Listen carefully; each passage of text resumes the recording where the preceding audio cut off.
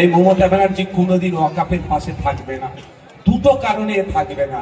একটা কারণ কি, ওই কামাকি স্ট্রিটের তৃণমূলের যে পার্টি অফিসটা আছে, ওই পার্টি অফিসটাও ওয়াকাফ সম্পত্তির উপরে আছে। এই মসজিদের আজান, ঈদগাহি নামাজ, মাদ্রাসায় পড়াশোনা, কবরস্থানে আপনার বাপদাদু যেটা শুয়ে আছে, এটা কেড়ে নেওয়ার অপচক্র চালাচ্ছে। এই কেড়ে নেওয়ার অপচেষ্টা চালাচ্ছে কেন্দ্রের বিজেপি সরকার ওয়াকাফ অ্যামেন্ডমেন্ট অ্যাক্টের নামে। ওয়াকাফ অ্যামেন্ডমেন্ট অ্যাক্ট 2025। মমতা ব্যানার্জি মুসলমানদেরকে শুধু বোকা বানায়নি, আমার কথাটা ভালো করে বোঝার চেষ্টা করবে।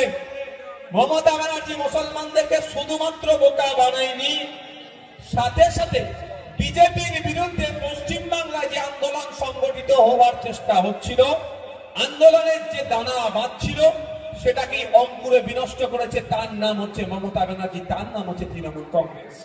তিনি কি বললেন যে পশ্চিমবাংলায় ওয়াকাফ আইন লাগু হতে দেব না।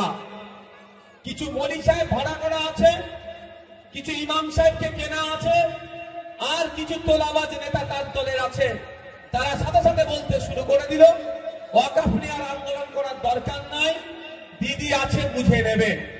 সহজ সরল ধর্মপ্রাণ মানুষেরা ওই মলি সাহেবদের কথায়, ওই ইমাম সাহেবদের কথায়, ওই কিছু দুর্নীতিগ্রস্ত নেতাদের কথাকে ভরসা করে ওয়াকাফ আন্দোলনকে তারা বন্ধ করে দিল। ফলে কি আজকে কি দেখছি, মমতা ব্যানার্জি যে কথা বলেছিল বাস্তবের সাথে তার কোনো মিল দেখতে পাচ্ছি না। উল্টে যখন এসআইআর এর আবহ চলছে, মানুষ যখন আতঙ্কিত, মানুষকে আতঙ্কিত ওরাই করেছে তৃণমূল বিজেপি মিলে, সেই সময় তারা চুপি সারে ওয়াকাফ আইনগুলোকে একটা একটা করে মেনে নেওয়ার চেষ্টা করছে, মেনে নিতে শুরু করে দিয়েছে।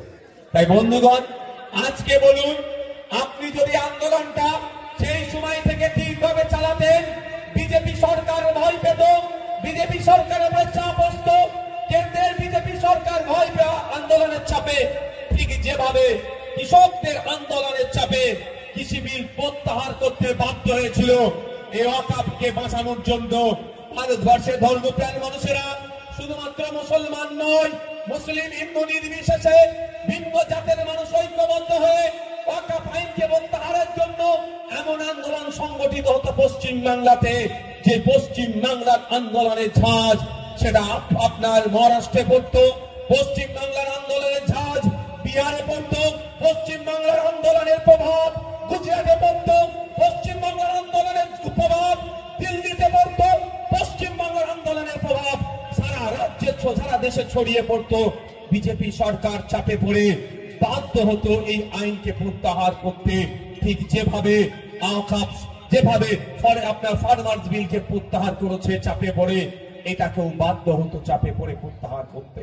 কিন্তু তার পরিবর্তে আমরা কি দেখলাম, না তার পরিবর্তে আমরা কি দেখলাম, এই মমতা ব্যানার্জি আপনাকে আমাকে প্রথমে হুমকি দিল, যদিও এই হুমকিতে আমরা ভয় পাইনি, হুমকির বিরুদ্ধে আমরা লড়াই করে গিয়েছি। ভাঙড়ে 3000 মানুষকে মামলা দিয়েছে, আমিও 5টা মামলা খেয়েছি। স্টেজে অনেকে বসে আছে, এই ওয়াকাফ সংশোধনী আইনের জন্য মিথ্যা মামলা খেতে হয়েছে। এই মামলা দিয়ে আন্দোলনের গতিপথকে রুদ্ধ করার চেষ্টা করেছিল। তখন মনে এত পাপ ছিল, আপনারা সহজ সরল মানুষ বুঝতে পারেননি। আজকে বলুন, আপনারা এই মসজিদের আজান, ঈদগাহি নামাজ, মাদ্রাসায় পড়াশোনা, কবরস্থানে আপনার বাপদাদু যেটা শুয়ে আছে, এটা কেড়ে নেওয়ার অপচক্র চালাচ্ছে, এই কেড়ে নেওয়ার অপচেষ্টা চালাচ্ছে কেন্দ্রের বিজেপি সরকার ওয়াকাফ অ্যামেন্ডমেন্ট অ্যাক্টের নামে। তাই আজকে মমতা ব্যানার্জি সেই আইনটাকে তারা কি করলো, মেনে নিল। এখন আপনি বলুন, এই মমতা ব্যানার্জি আর মোদির মধ্যে তফাৎ আছে? এর জোর কথাই বলতে হবে আপনাদের, আছে মমতা ব্যানার্জি আর মোদির মধ্যে তফাৎ নাই। মোদি আর মমতা আলাদা নয়, বিজেপি আর তৃণমূল আলাদা নয়।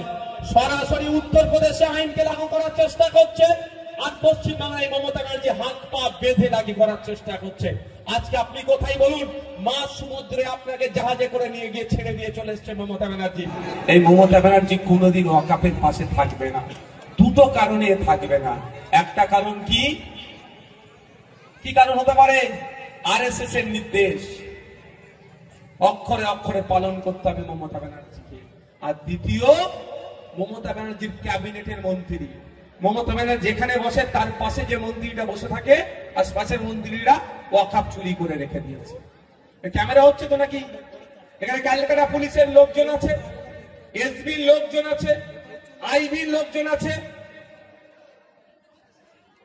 তারাও নোট করছে আমার বক্তব্য আমি কি বলছি। হ্যাঁ, তাদের উদ্দেশ্যে বলছি, মিডিয়ার উদ্দেশ্যে বলছি, মমতা ব্যানার্জি ওয়াকফ সম্পত্তি বাঁচানোর লড়াইয়ে যাবে না। কারণ ওয়াকফ সম্পত্তি বাঁচানোর যদি সত্যিকারের অর্থে লড়াইয়ে যেত, তাহলে মমতা ব্যানার্জি আগে বলতো কাকে? একটা কি আছে, একটা ডক্টর আছে না, ওই হেকিম নাকি বনে ঘর, বুঝতে পারছো কার নাম বলছি? হ্যাঁ, আরে বাবা একটু মেডিকেলের ভাষায় কি বলে? ডক্টর বলে, আর উল্টো কি বলে তাদেরকে? বুঝতে পারছে না? মমতা ব্যানার্জির ঘনিষ্ঠ ক্যাবিনেটের মিনিস্টার সে ওয়াকফ সম্পত্তি দখল করে রেখেছে। আমি এটা বিধানসভার মধ্যে বলেছিলাম যে আপনারা ওয়াকফ সম্পত্তি বাঁচানোর গল্প বন্ধ করুন। ক্যাবিনেটের মিনিস্টার, পশ্চিমবঙ্গ বিধানসভার এমএলএ, সেও ওয়াকফ সম্পত্তি দখল করে রেখে দিয়েছে। অনেক এমপি আছে তৃণমূলের, ওয়াকফ সম্পত্তি দখল করেছে। অনেক কাউন্সিলর আছে, অনেক প্রধান আছে, অনেক উপপ্রধান আছে, অনেক পঞ্চায়েতের সদস্য আছে তৃণমূলের অনেক নেতারা আছে, ওয়াকফ সম্পত্তি দখল করেছে। ওই জন্যই মমতা ব্যানার্জি ওয়াকফ বাঁচানোর লড়াইয়ে নামবে না। কারণ যদি ওয়াকফ বাঁচানোর লড়াইয়ে নামে, তাহলে ঘর থেকে তাকে শুরু করতে হবে। ভাই, তোমার যে নেতাগুলো দখল করেছে বার করুন।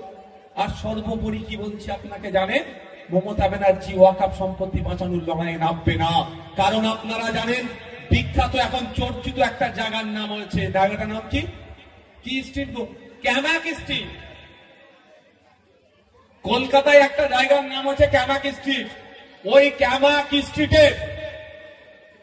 ক্যামাক স্ট্রিটের তৃণমূলের যে পার্টি অফিসটা আছে, ওই পার্টি অফিসটাও ওয়াকফ সম্পত্তির উপরে আছে। সেই জন্য মমতা ব্যানার্জি বিজেপিকে আরো সুযোগ করে দিচ্ছে।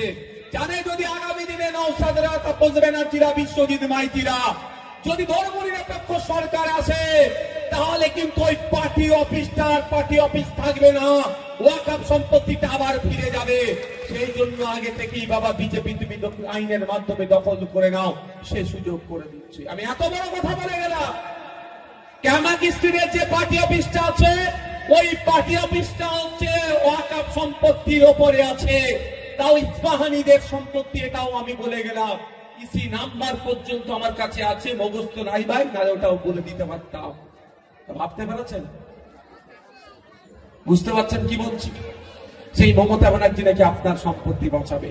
লুটতে যারা ব্যস্ত, যারা তোলাবাজিতে ব্যস্ত, যারা আপনার নামে যে টাকা বরাদ্দ হয়েছে সেটা কেড়ে নিতে ব্যস্ত, দেউচা পাঁচামিরে আদিবাসীদের জমি কেড়ে নিতে ব্যস্ত, জঙ্গলের জমি কেড়ে নিতে ব্যস্ত, জল জমি জঙ্গল স্বাভাবিক অধিকার আদিবাসীদের, সেটা কেড়ে নিতে যারা তৎপর, তারা নাকি আপনার সম্পত্তি বাঁচাবে। এরাও টকে টকে আছে আপনার সম্পত্তিটা কিভাবে দখল করা যাবে। তাই আপনার সম্পত্তি মানে আপনাকেই বাঁচাতে হবে। আদিবাসী সম্পত্তি আদিবাসীকেই বাঁচাতে হবে, জঙ্গলের অধিকার আদিবাসীকেই বাঁচাতে হবে। কিন্তু আদিবাসী লড়াইয়ে আপনাকে সাথ দিতে হবে, আপনার লড়াইয়ে আদিবাসীকে সাথ দিতে হবে। তা বন্ধুগণ, ঐক্যবদ্ধ হতে হবে, দলবদ্ধ হতে হবে। বিজেপি চাইছে হিন্দু মুসলমানের মধ্যে বিভাজন করে দিই, যে যার লড়াই সেটাকে বুঝে দিই। কিন্তু আমরা ইন্ডিয়ান সেকুলার ফ্রন্ট, আমরা ওই তত্ত্বে বিশ্বাসী নয়।